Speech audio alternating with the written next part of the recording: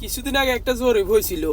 জরিপে বলা হচ্ছে বর্তমান সরকারের আমলে বাংলাদেশের 70% জনগণ সুখে আছে, কিন্তু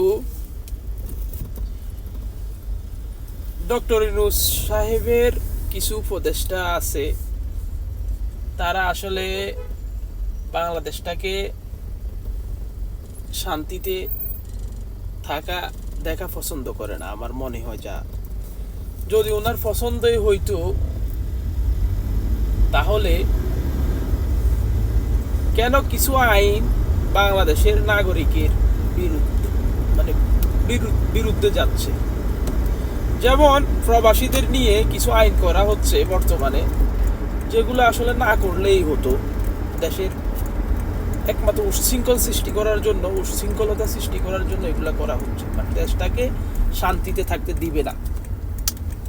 যে সরকারে আসুক, কিছু কুলাঙ্গার উপদেষ্টা মন্ত্রী থাকেন, দেশটাকে তারা সুখে থাকতে দিবে না। মানে একটা না একটা ইস্যু বাংলাদেশে থাকবেই, একটা না একটা ইস্যু রাখবেই, বাংলাদেশটাকে কিভাবে উচ্ছৃঙ্খলতার মধ্যে রাখবে। ওকে, বর্তমানে বলা হচ্ছে একটা দেশের প্রবাসী যখন দেশে আসবে 2 মাসের বেশি থাকেন না, আপনি চলে যান।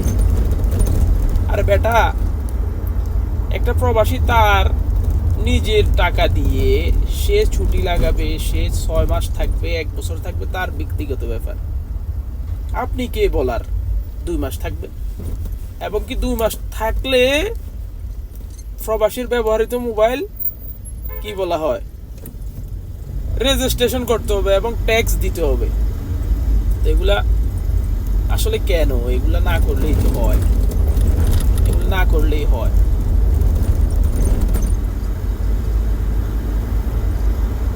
বাংলাদেশে মানুষ সুখে আছে, শান্তিতে আছে, প্রবাসীরা রেমিটেন্স পাঠাচ্ছে, এটা অনেকের আসলে সহ্য হচ্ছে না। দেশে একটা পরিস্থিতি তৈরি করে দেশটাকে উচ্ছৃঙ্খল সৃষ্টি করে, সামনে আবার নির্বাচন আছে, কিভাবে নির্বাচন বানচাল করা যায় ওইগুলাই চিন্তা করতেছে দেশের কিছু মানুষ, কিছু দেশের প্রধান। নাম বলবো না, নাম বললে আবার কি বলে চাকরি থাকবে না।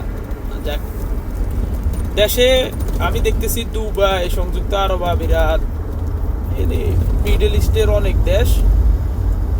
অনেক দেশের বাংলাদেশি নাগরিক কি বলতেছে, এটাকে রেমিটেন্স শাটডাউন বলতেছে।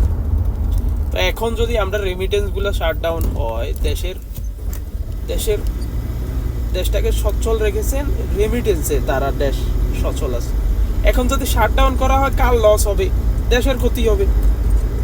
দেশের ক্ষতি যদি আমি ইচ্ছাকৃতভাবে করি তাহলে কি লাভ? দেশের ক্ষতি হলে কার লাভ? কারণ সুযোগ সন্ধানী লোকগুলা দেশের ক্ষতির জন্য বসে রয়েছে।